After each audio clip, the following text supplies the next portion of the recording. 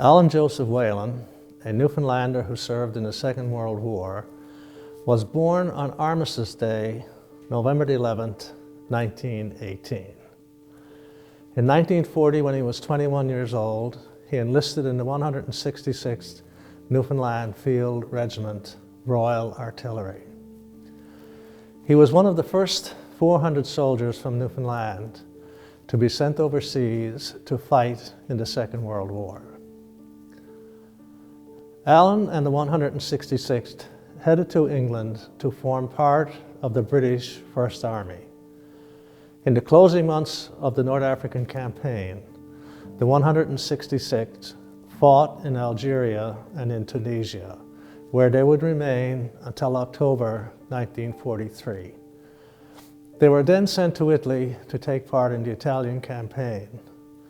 The 166th moved through the heart of the country, through Rome, Florence, and the snowy foothills of the Apennines. They encountered significant military action along the way, including the famous Battle of Monte Cassino.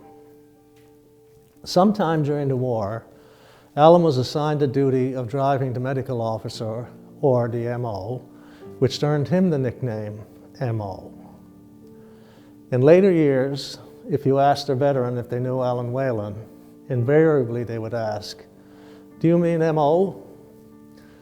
In August 1945, the first repatriation draft left England on a transatlantic voyage to Halifax Harbor, where the 166th awaited departure for Newfoundland. Then, after almost 6 years away, Alan Whelan was safely home. Though he would sometimes share his memories of the war, Alan, like many veterans, rarely spoke of the horrors of battle that soldiers experienced. However, he chose to remember in his own way.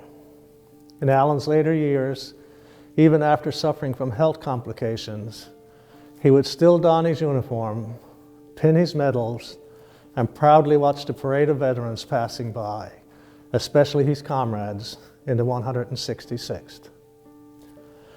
Remembrance Day was always a very special day to Alan Whelan, and so it seemed fitting that on November 11, 1991, he passed away at the age of 73. And so on this Remembrance Day, I honor the memory of Alan Whelan, and indeed of all veterans whose dedication and sacrifice to their country gave us the freedoms and peace we enjoy today. Lest we forget.